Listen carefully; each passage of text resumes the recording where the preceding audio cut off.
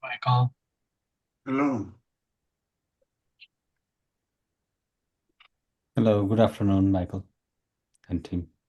Do you guys, hi Badal, do you guys do one to multi, two duplex, triplex, fourplex loans?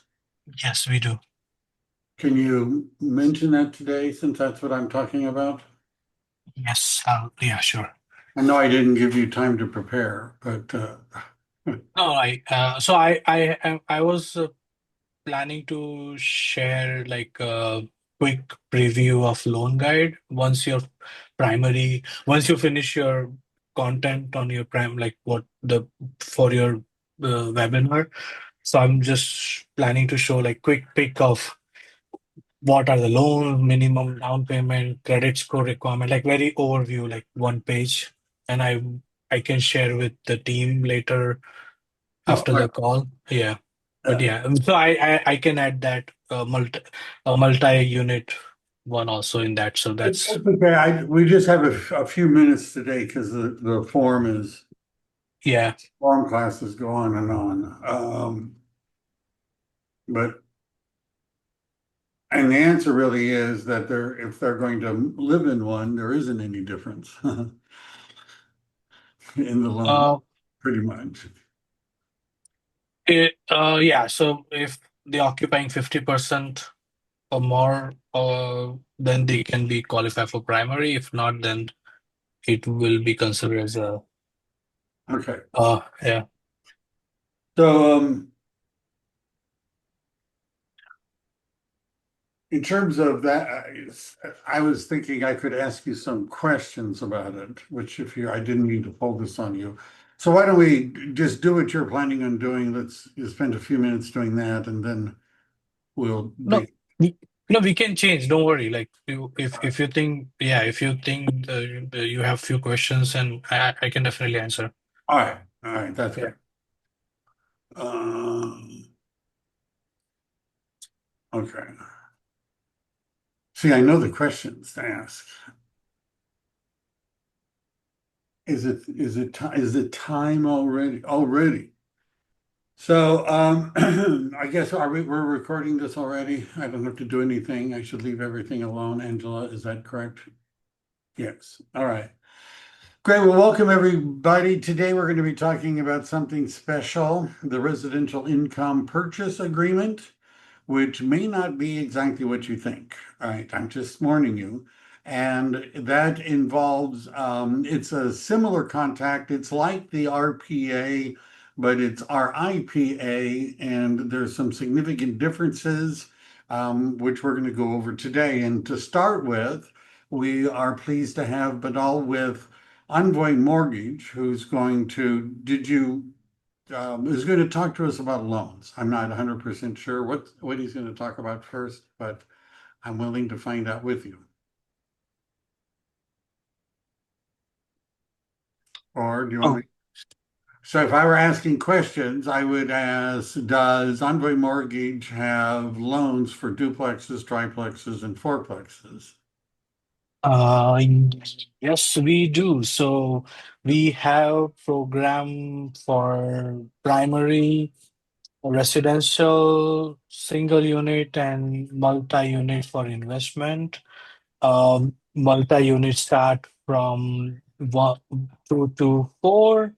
Different program, you get better rate, and 5 to 8 they consider an a commercial we that DSCR loan from 2 to 8. So we have a program just for investment. What is DSCR loan? Topic of next session. It takes 5-10 minutes, but that's investment loan. And if you consider living in one of the unit, where we have programs for that also. So yes, we do have program for those comes in the non-QM. But yes, And non-QM, that has something to do with the Queen of England, Queen that's a good question. Oh, is that a QM? The Uh, so QM means qualified mortgage. Government has guidelines of Fannie Mae, Freddie Mac guidelines. So if you comes under those guidelines, those are QM loans. If you don't qualify for those guidelines. Those are non-QM. So most of the time, commercial investment loans part of a non-QM. QM, we have to validate like income more strictly than other programs. So by commercial versus QM versus investment, does that really mean that the buyer is not going to be living there? So if, Invest yeah, go ahead. Yeah, yes, correct. Investment loan, usually buyer don't live there and they have to sign one document, say, hey, we are not planning to either them or their relatives. So a family or friends will not gonna live in the unit because if they don't pay rent, then the calculation will be disturbed and you will get hard time to pay the mortgage, right? So to avoid those issues, there's a guideline to uh, not ask borrower to live in the unit. If you go in investor route, but if you go in investment with living in one of the unit, there is different program, different guidelines. If I'm not going to be living in any of the units, does it change the amount of down payment I need? Usually down payment is 20 to 25% on investment loans. If you are experienced investors, then it goes to 15%. Like if you already have like two or three rental unit, you are managing all the rentals and properties, then you have like better option on going 15%. Sometime we can push for 90 LTV, so 10% down payment. But if you are not experienced investor, but you are experience on home purchase. So at least you will need a primary house and you will be qualified for 20 to 25% of the investment DSCR loans also. If I'm not getting the standard Fannie Mae, Freddie Mac type loan, investment loans, does that change the interest rate and or loan fees I have? Not a loan fees, but interest rate definitely changed. So QM loan have a government guideline, and non-QM loan there's a more risk associated with QM loans because we don't have W-2 incomes or we don't have steady income from the business. Then we have to do non-QM loan, and that in that there's a risk associated with the mortgage. So investor usually charge a little bit higher than QM loans. It usually 0.75 to 1% higher than I should have. regular loans. Sorry, I didn't highlight your picture while we were doing this. I'm not. Um, All the good. it's I'll do that. There you can see what the doll looks. So if I'm what was I going to ask about non-QM interest rate is higher. Uh, I don't know. Yeah. I mean, no, but No worry. So yeah, have we covered? interest rate is around like three quarter or 1% higher than Oh, QM loans. Yeah. I remember this will be my final question about this. Does it ever happen that that somebody is thinking about buying a multi-unit and not living in it, and they have a pre-approval letter that they got from a lender that has a very high number, but the lender didn't know at the time they were writing the pre-approval letter that they were writing it for a non-owner occupied investment property, and so the numbers are all wrong. Is that a likely, am I the only one that has seen that? Well, I think I've seen it, but if we've seen it, then someone did a bad job on Right. communication or like it's my responsibility to get right Right. information from the customer to make sure what is the right program. Like there are like hundred of programs, so we have to make Yeah. sure that it's a right program. So if it happens, then loan officer's responsibility to make sure Okay. you get the right information. Yeah. Sounds good. Have we done enough? Have I tortured you enough for today? Is there anything else you want to say, or can I? No, I think we are fine. Like, yeah, we are fine. Yeah. So first of all, I want everybody to, people go they have a bank and they are thinking about buying a duplex, a triplex. And so they call the loan agent at the bank and they say, I'm going to need to get pre-approved because I may be buying something. And the loan agent pre-approves them for a regular, I'm going to move in and live there, purchase of a single family home. And they write them a pre-approval letter. And now the buyer has this pre-approval letter, but as you've learned, that isn't necessarily going to help them when it comes time to buying a non-owner occupied investment type property. So you want to make sure that when your buyer has talked to their lender, they made it very clear that they were not planning on living there and that it was going to be used, and that it may be multifamily. Now, what I also didn't know, this is why I like listening to Badal every week, is that they have loans for 5 to 8 units. Now, many lenders do not. 1 to 4 is sort of considered all like each other. And what I mean is that 1 to 4 units, there's a transfer disclosure statement, there's a RESPA, the Real Estate Settlement Procedures Act applies, truth in lending applies. There's all these laws and things that kick in. When you hit 5 units, the classification becomes commercial, no transfer disclosure statement, right? In fact, one of the few required disclosures in 5 or more is a natural hazard disclosure. But there's no TDS, right? It's not required. There's no RESPA laws. There's no closing disclosure. It's just it's different. So that gives you a little flexibility because if somebody wants to go from 4 to 5, it would be good to have a lender that could actually make the loan to 5. So what we're going to do today is we're going to, I wanted to start off so that you understood the loan thing. See if I'm, so first thing we're going to do, we're going to write an offer today on a residential income purchase. Now, to start with, we're going to find one. I've shared, or Angela has, I hope, a document, I'm sure she has, that looks like this. And it has a link to a sample form in case your zip forms is broken. And then it has some information. I'm going to concentrate on filling out a form. Now, if listen to this. If a single family house being purchased by an investor, not duplex, not triplex, not fourplex, and the current owner has a tenant in the property paying rent, and the buyer does not intend on kicking the tenant out, but is going to keep it as a rental, that's when this form is used. It could be a single family. It could be a condo. It could be a townhouse. It could be a duplex, triplex, or fourplex. If there's a tenant in the property now, who's going to stay?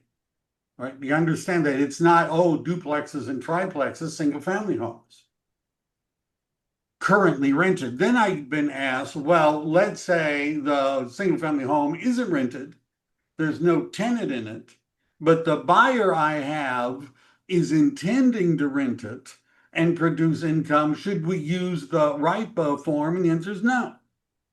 No, because after they own it, they can do what they want. What RIPA is mostly about is making sure that you get all of the necessary tenant type income and expense disclosures. So I found a multifamily listing in the city of San Jose. There's quite a few. And I'm looking at it in the MLS. Most 1 to 4 of these kind of properties are in the multiple listing service. There's no particular interesting private information, but down here is something we might want to pay attention to because there's a section that tells us this is a triplex, for the different units, how much the rent is, right? Bedrooms and bathrooms. Tells us the rent. Okay, that's the current rent. Can you raise the current rent by any amount you want once ownership changes? The answer is no, right? Rent control, right? So you need to start with this as perhaps a baseline. Then, if you're doing this for rental purposes, how many of you have heard of capitalization of net operating income and all that sort of stuff? Right? Well, that's how you can value income properties. There's two ways of valuing a triplex or a fourplex. One is market data, which looks at sales of similar triplexes and fourplexes in that area, and sometimes there aren't any other sales. The other way is the income approach, which based upon the net operating income and the rate of return that investors expect in today's market. And by the way, I think next week I'm going to do the session on how to evaluate income properties. Right. But I'll give you a little snippet right now. Looking at this expense report, right? This is the first one I pulled up, right? I wasn't searching around. But looking at that expense report, it purports to say their net income is about $88,000. Now, loans are not included in this discussion, right? Loans are a personal expense that somebody may or may not have. So there's no loan factored into this, but the buyer may have one. That's why we're going to talk about internal rate of return next week. Doesn't that sound exciting? Which is a method used to evaluate property. And is there anything, this isn't a complicated list, anything jumping out at any of you that is missing from this list? Right, remember, we're not talking about loans, right? That's off the table. There's taxes and insurance, right? Landscaping, maintenance, and management, 0, 0, 0, 0. Trash is $300. That looks pretty complete. Why do you think the management expense is zero? Probably because the owner manages it. Does that mean there's no management expense? The answer is no. Because is the owner's time worth anything? Could they get a job as a greeter at Walmart? Right? Could they find somebody that would pay them something for their time? If that's true, then there is a management expense. Will the buyer necessarily want to manage it themselves? The answer is no. Those of you that have represented investors know they don't want to manage it themselves a lot. How much would it cost to hire a professional manager? It could be 10%. So the management fee, which isn't in the current books, which may be in your books, it ain't there. Do you think that the air conditioning system will never break? The roof will never leak? The refrigerators will never cease to refrigerate? Right? All of those things are going to break and wear out. Carpets are going to need to be replaced. That's called reserves for replacement. There's nothing there.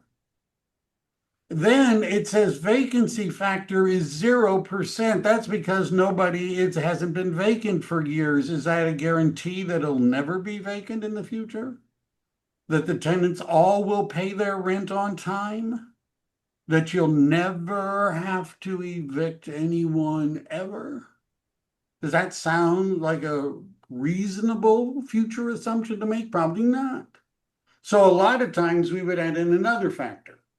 Does everybody understand that this is why we want more time than we would have in a normal purchase agreement? Because all this stuff we're going to need to figure out.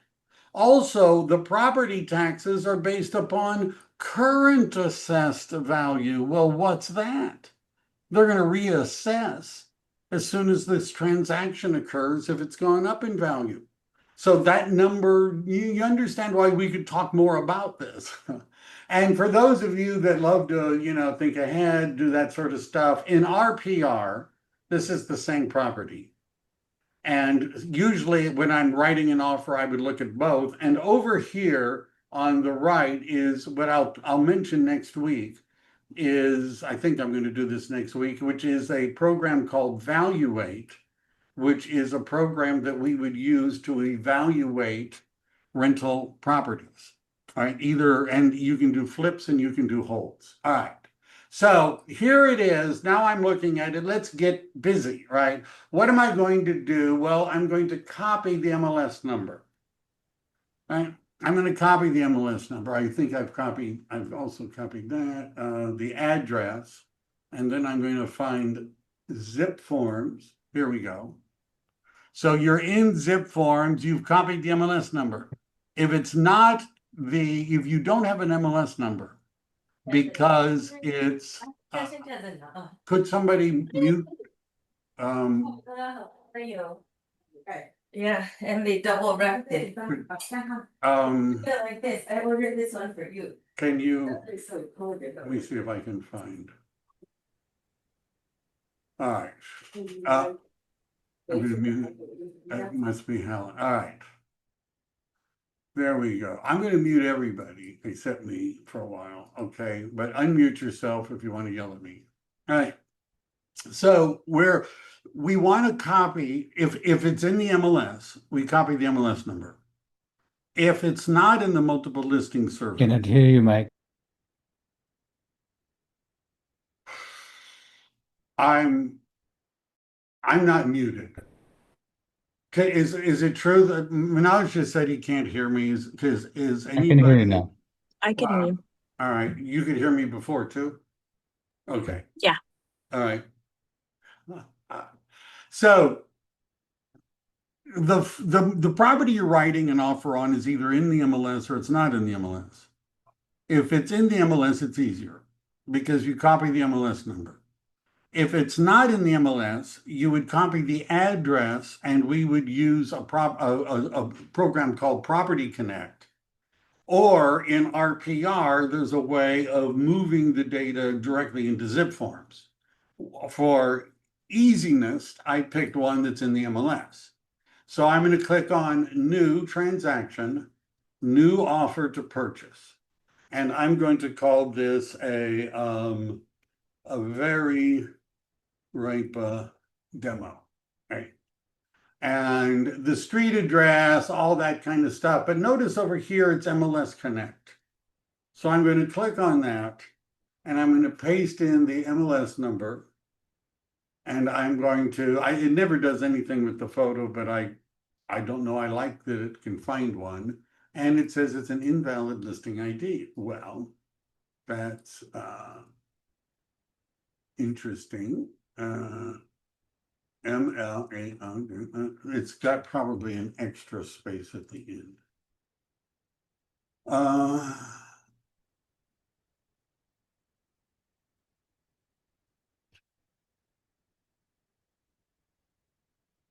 Invalid listing ID. Well, that's, so as I was saying, we also could copy the address.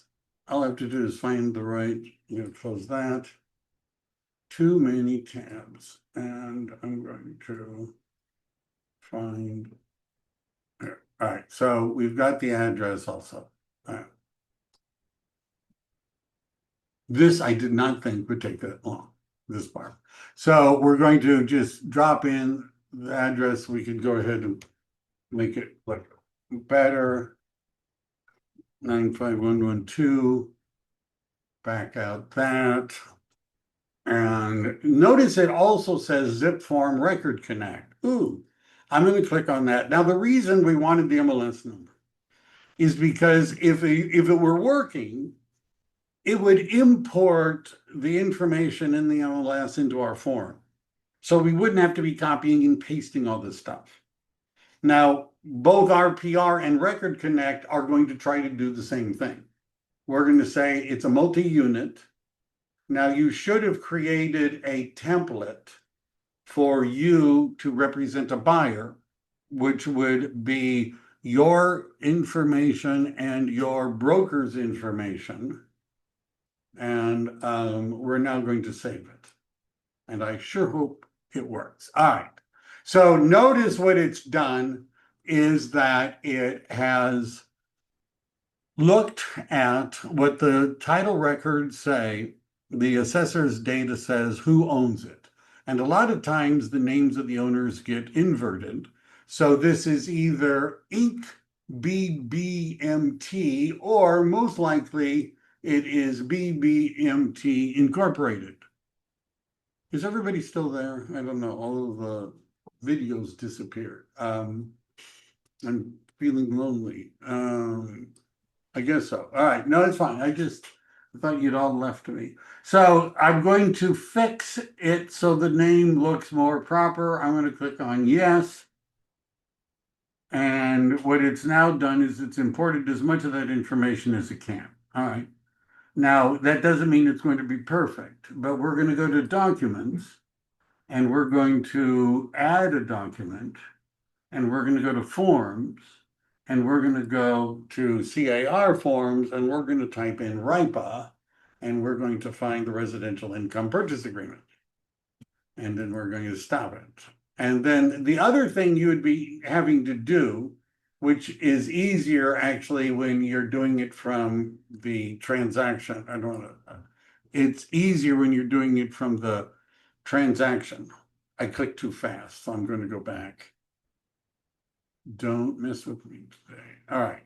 Is to go to parties and you have to put in the names of the buyer, right? Because it's not there automatically. Now, if you've been using, Okay, so all that would happen after the purchase. yeah, yeah, Got it. Thanks. yeah. So, all right. So, any other questions? So I'm not going to, go look it up, but sometimes even with MLS Connect, it doesn't always bring over the license number. So we need the name of the listing broker. How about my favorite, Bag of Chips Realty, and we could put in there, and then we would say they represent the seller, and then their top agent, right, is and we put in their license number, and then eXp Realty represents the buyer, and we put in their license number and my license number, and is there more than one brokerage representing anybody in this transaction? And then when you get into more commercial, this happens more often, where you see, and in fact, eXp has relaxed their policies in many ways in May, one of them being that working cooperatively with other non-eXp brokers is now allowed, where it wasn't really before. But if that were true, you would check that box. Most of this looks like the regular RPA, but I'm going to focus on some of the special ones, the differences. You would put in the price. If it's all cash, check it, close of escrow, usually longer. So if you can close in 30 days, let's say on a single family owner occupied, your lender is saying, I can fund in 21, easy. Sometimes they're saying we could do it in 12. This isn't going to work on a triplex or a fourplex. And one of the reasons is because when we get to due diligence and contingencies, it is far less likely that they have a termite inspection, property inspection, or any of that stuff on a triplex or a fourplex. And the reason is because there's tenants in the property. And in order to have those inspections, you have to sort of dislocate the tenants long enough in order to do the inspections, which is a very difficult thing to do because they don't want it. So what we would typically do oftentimes is when you're writing an offer on a especially multifamily tenant occupied property is we make the offer subject to inspection. So in other words, you may not, when you're writing this offer, have even seen the inside of any of the units. Usually the only way we can see the inside of a unit is if the owner lives in one. You understand the owner is not going to tell the tenants, I'm giving you 24-hour notice for every single showing and having it happen every other day. No. They're not going to do that. They're going to say, if you're interested, you're making the decision based upon the income and expenses of the property, right? That's the whole thing, right? It's an income property. So what do you care? You make an offer, the offer is accepted, and only when you're serious do you get to see it. And by the way, that's the day the appraisal is usually done. You try to do everything on one day because it's hard to get the tenants, you got to give them notice. It's a hassle. Right. So 45 days would probably be more reasonable. Could be. There's also a lot more different stuff to check. Expiration of the offer, there isn't much else different between this and the RPA. Initial deposit used to be a big thing a really long time ago. Haven't seen one in decades. You probably will never need to use the initial deposit and increased deposit. Is there going to be a loan on the property?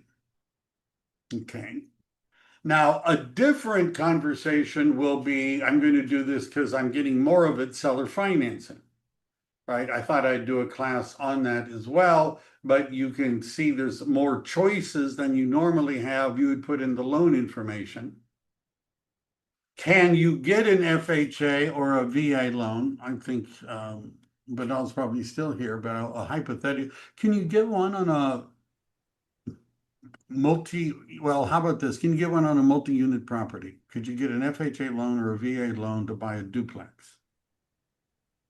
Are you there, Badal?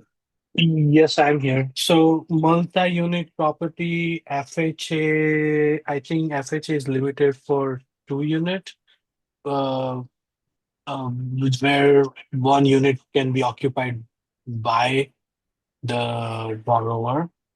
Um, but I can I think we don't. I can cross check. I So can get more detail. Yeah, but my FHA understanding, covers up to 4 units. what did, I didn't hear all that. FHA covers up to 4 units. Right. 4 units. Okay, so So both, but let me, so both FHA and VA will allow you to get a loan on multi-unit property if the buyer is going to live in one unit. correct. One of the unit has to occupy by the Yeah. buyer. Correct. All right. So, but does everybody understand you're going to want to get the whole financing thing worked out before you're filling this out? Now, occupancy type, this is something that you don't see in the RPA. It doesn't ask it here. So is it in the RPA default setting is that you're going to be buying the property and living in it. That's the default setting. The RIPA default setting is you're not going to be living in the property. Hence, it's a RIPA. So you would check the box. Does that really matter? Well, we've heard about the loans. Is there anything else that changes besides the loans if we are an investment as opposed to a primary as to a primary residence? Anything else? If you knocked your coffee over and it stained your good pants, you would have liquidated damages, wouldn't you? Something like that. Sorry about that. Liquidated damages. Does everybody know that in the residential purchase agreement, there's a clause that says that if the buyer defaults and the buyer doesn't have a reason, they've defaulted, the buyer could lose their deposit, but only up to 3% of the purchase price. That only applies to owner-occupied properties. It does not apply to investment properties. So which means that the owner, and I actually had one in a duplex in Cupertino where they wanted like 10% non-refundable, right? You understand? You're not getting your money back. And they could keep all 10% if we hadn't closed, which we almost didn't. They could have kept all 10% or tried to, because the liquidated damage restrictions do not apply if it's not owner occupied. Is there going to be a credit to the seller? That's not much difference. There could be credit to the buyer. There could be other credit. Why would you be having, well, the first one, G1, is for usually closing costs, whereas G2 could be something like an interest rate buy down, right? Which is not kind of a closing cost, but kind of not. And G3 is the payment of the seller, of the buyer's broker's compensation. This isn't any different than it was in the RPA. Any questions? I think Angela's watching the questions. I'm glad. Verification of all cash, verification of down payment, verification, all of this is the same. Final verification of condition, assignment request, that's the same. Contingencies, they're all 17 days, just like the RPA. There isn't much here that's different. And when we get to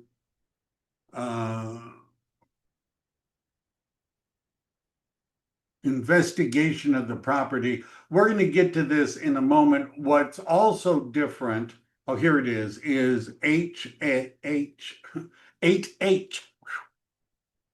So something that is in the RIPA that is not in the RPA is the section on the review of leased or liened items. That's not right. It's up in the investigation. We're going to get to it when we get to the paragraph. I'm ahead of myself. The difference between the two in terms of investigation is that the RPA doesn't mention anything about tenants or leases or estoppel certificates. The RIPA, which assumes that a tenant is there, has as a contingency the buyer's acceptance review of the leases, what's called an estoppel certificate, and to be able to check all of those expenses out to make sure that, there really isn't any more. What else would we have here that's different? That's what I wanted to focus on. Vacant units, tenant occupied, subject to tenant rights. If there is a unit that, let's say all of them are occupied right now, the buyer might want to live in one. And so the buyer might want the owner to get one of the units vacated prior to close of escrow. That is normally handled in a RPA with the TOPA form, the Tenant Occupied Property Addendum.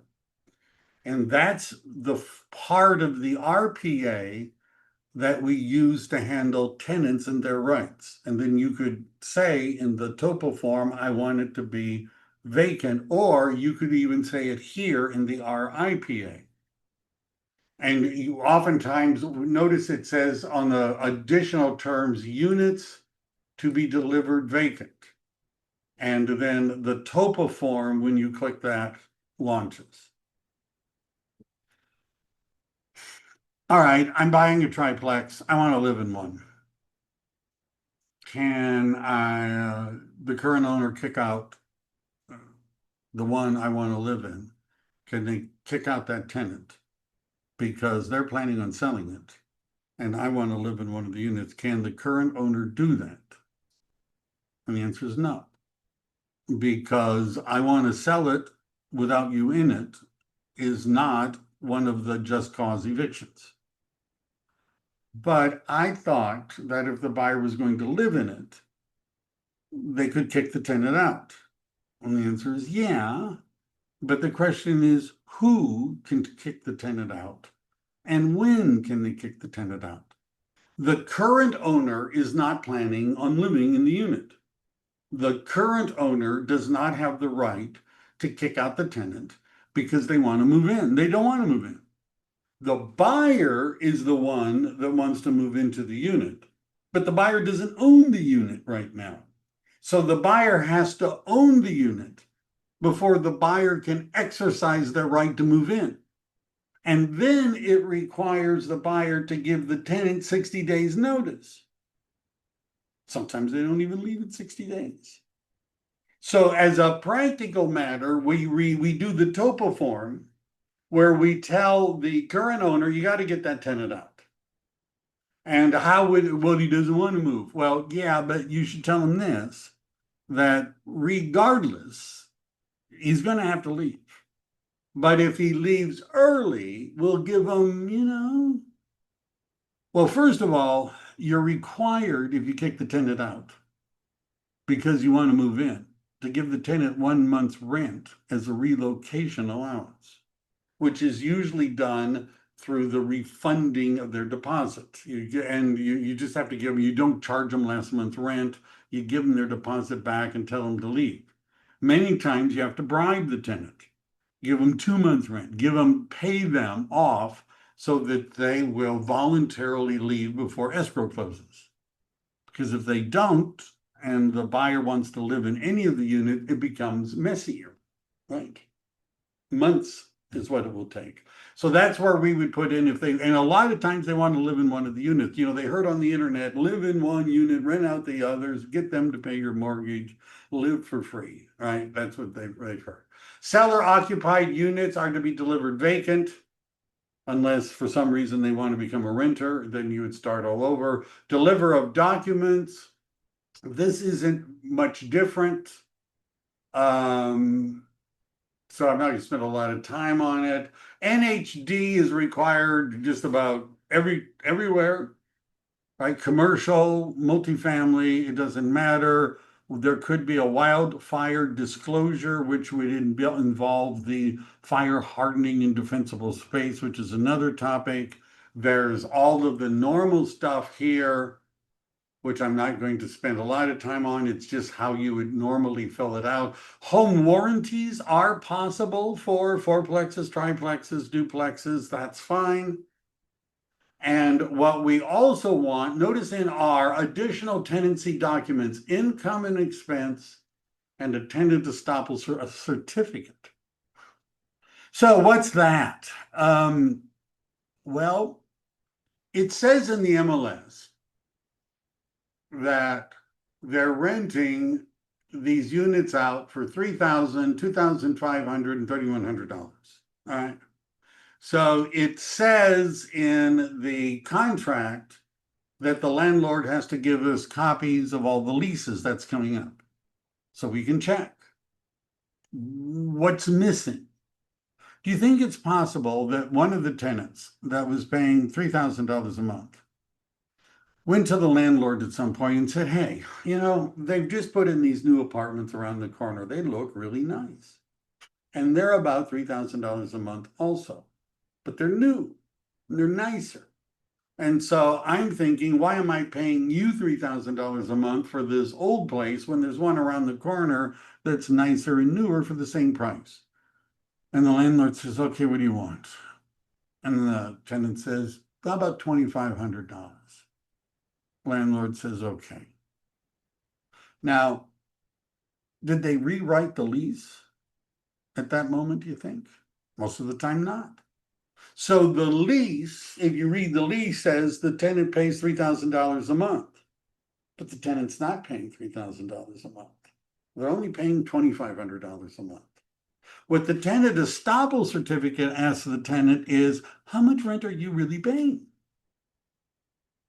Landlord says that, who's paying the utilities? Who's paying the garbage? We also ask the tenant how much of a security deposit did they give? Landlord says, well, I only got 1 month as a security deposit. And the tenant says, no, I paid 2. I can prove it. All right, and that's what the tenant estoppel certificate is. And of course, if you're trying to make money, you'd like to know what the income and expenses are. What other things might come up? Mixed use purchase addendum. I sold some property where downstairs was retail space, office and retail. Upstairs were townhomes and condominiums. And when you bought it, you were buying both the residential income as well as the non-residential commercial. One package, special zoning. Well, there's a form for that. That's called the mixed use purchase addendum, because you got to make sure that this is really legal, right? And there's a lot of that, and sometimes this is very popular. There's certain areas where there's quite a few of these. What else is on this list that might be, well, look at the one about buyer intent to exchange. Is your buyer doing a 1031 exchange? If the answer is yes, then you're going to check the box. If the answer is no, you don't check the box. Assume financing, that's really hard to do. Seller intent to exchange, if it says in the MLS the seller is doing a 1031 exchange, it would be prudent for you, if you're writing an offer, to check this box. Because if I'm the listing agent and my client is doing a 1031 exchange, I will insist that your offer include a seller intent to exchange addendum. And what that addendum says is that the buyer agrees to cooperate with the seller's 1031 exchange. And if the buyer doesn't cooperate, which doesn't cost the buyer any money, they just have to sign a form. But if the buyer doesn't cooperate, they could be liable for damages that the seller incurs, which is usually the payment of capital gains tax. So you would be looking at the MLS. You would want to talk to the listing agent. So why are they selling the property? What's going on? Tell me as much as you can. What are they looking for? What can we do? You know, my client's very interested. Tell me what you need. All right, that sort of thing. And if they mention and they're doing an exchange, you put that in. What else did I want to do? Let's look at paragraph 8 are contingencies. Most of these are the same. 8C is the big contingency. It's both in the RPA as well as the RIPA. And it says this agreement is contingent upon buyer's acceptance of the condition of and any other matter affecting the property. Now look at that. Buyer's acceptance of the condition and any other matter affecting the property. That's a pretty wide open contingency. Right? If you have a 17-day investigation contingency, it almost is like saying if you change your mind, you can back out. Review of seller's document, you get a prelim. If it's in a condominium, you get that. Leased or liened items refers to solar panels primarily. It could be propane tanks. Removal or waiver of contingencies with offer. If you make a non-contingent offer, which is you check a box and add another form, this is really telling you it's a dangerous thing to do, right? Until the seller has provided all the required documents, reports, disclosures, and information, right? Don't remove the contingency if they haven't given you everything. Sale of property, that's pretty much the same. Items included in the sale, paragraph, let's see, let's go to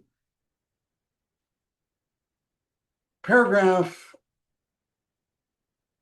12. So this is probably the biggest difference between the residential income purchase agreement and the residential purchase agreement is the dealing with tenancy and tenancy disclosures. So the seller has to give the buyer the leases, the rent roll, service contracts, income, expense reports.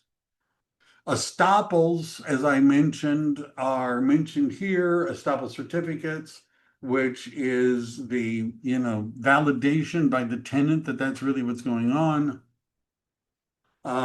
Changes during escrow. This is also different than the RPA.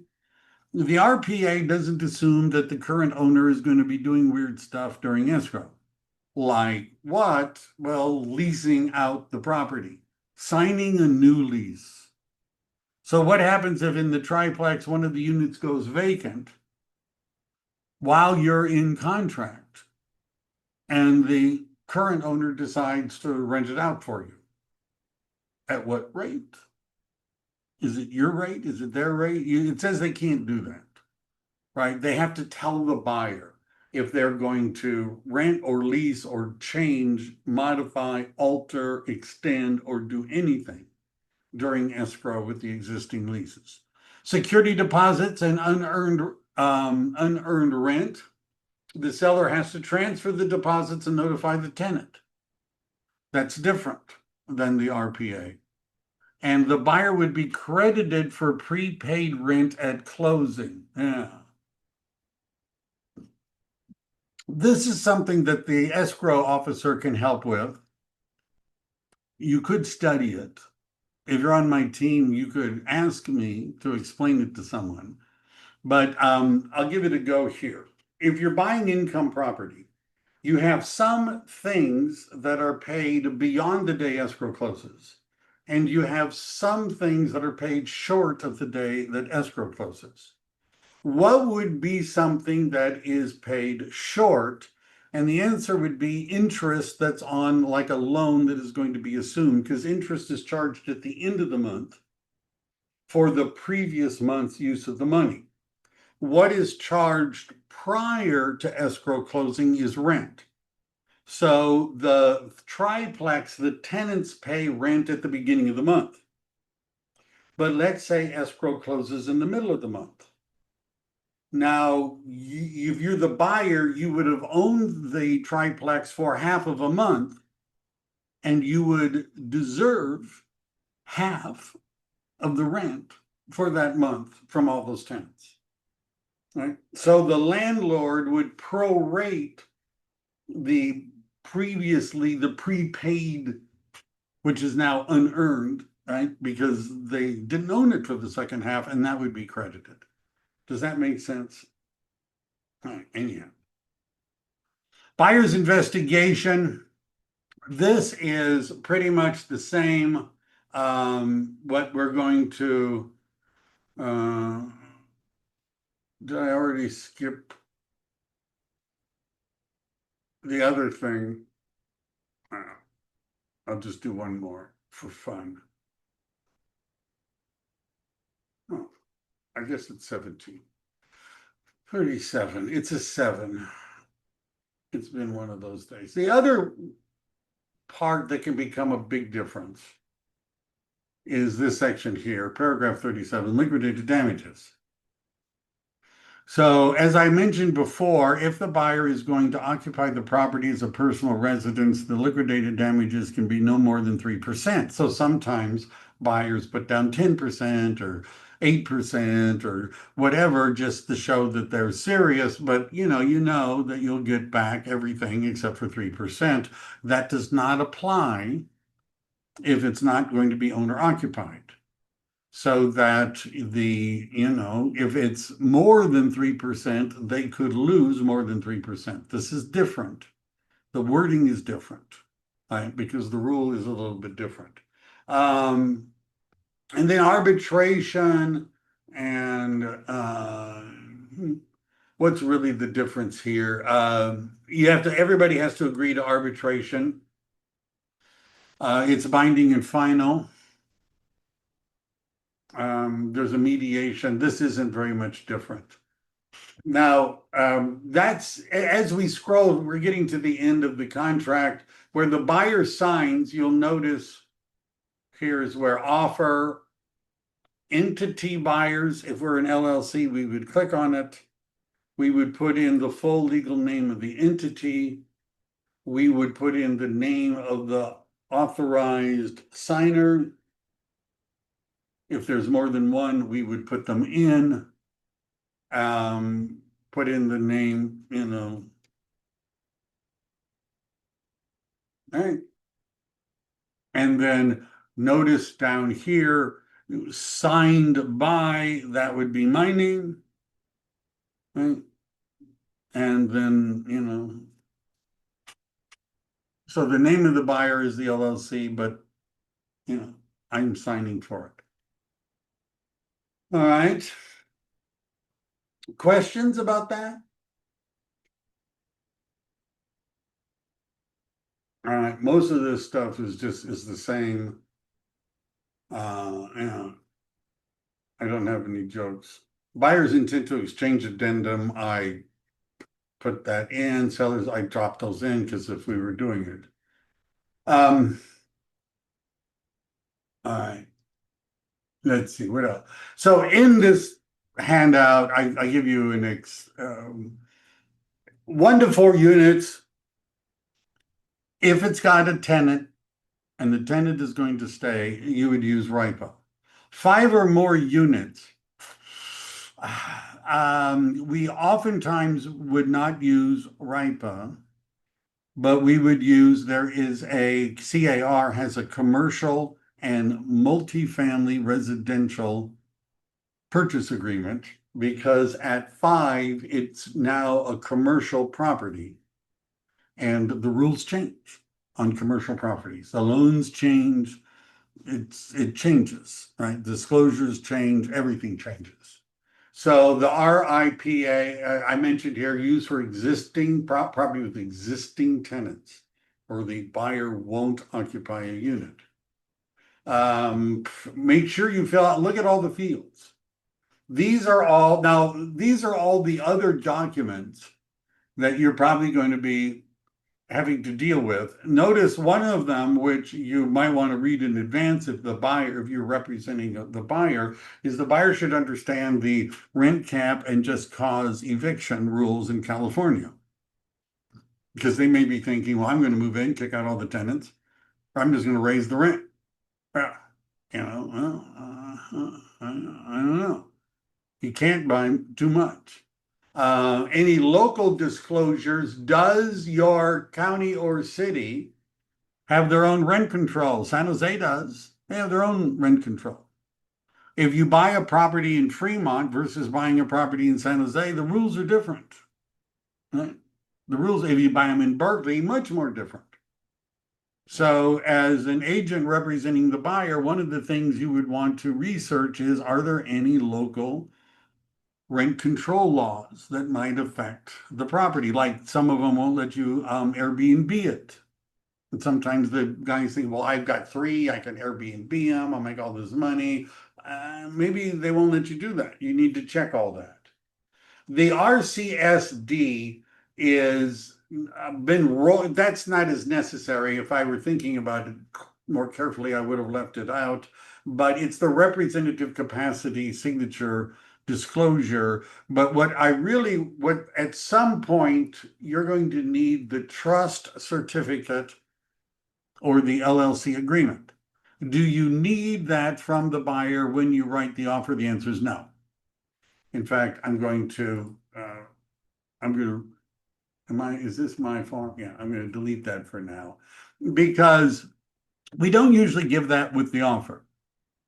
Who cares about seeing a copy of the trust certificate or the LLC documents? The answer is the title company, the escrow company. They're going to want it. So we normally don't bother to get it and collect it and do all that stuff until our offer has been accepted. We don't bother, right? But then once the offer is accepted, the buyer's going to have to get that information to the escrow company so that they believe that this person is authorized to buy property. Anyhow, and I've gone through and I've made some others of some of the most, common things that are missing, a comparison of the two, and a little checklist about, because I have free time. So if that was fascinating to you, what would be maybe what I would like to add to it is, well, next week we'll do, how do you evaluate these properties? If you had a client and the client was saying, well, what's it worth? And you don't have comps because there aren't as many sales of duplexes, triplexes, and fourplexes, let's say. And you understand somebody buying it to live in it is a different value than somebody buying it as a rental. And because the person buying it as the rental is going to be looking at the return on their investment rather than it's got a nice, view. Any questions before we go? You excited if we do the evaluation next week? I guess so. And Michael, I think I can bring the DSCR calculation next week, so it will align. Yes, this would be a good one for you. Yeah. At least I'm warning you now what I'm doing, not just springing it on you. That's Okay, fine. but but anyhow, that's great. Hey, Michael, did you see my review? You keep on asking review. I did give you a nice review. Oh, was that the 2-star one? No, well, that was 10 stars actually. 10 stars. Well, thank you very much. We really appreciate it. Come on. Thank you too. All right. Thank you, Michael. This is very helpful. All right. And if you're on my team and you need one of these, Ra, the transaction coordinator, and I know how to fill out these forms. We'll also do one on seller financing. Because I'm seeing a lot more of that. but all. Yeah, you I would- think become buyer's market Right. now, so seller finance is more common, and that so loan is triggered by contract. So just for all the agents, anything goes in contract that will convert into loan and escrow details. So just make sure that it's accurate and more all the numbers goes back into the contract. Sounds good. Have a great day, everybody. Bye. I'm gonna crawl out the window and go to the beach. Happy 4th of July. All right. Have a good one, everybody. Thank you, Michael. Thank Thank you, you. Mike. Take care. Bye. Bye.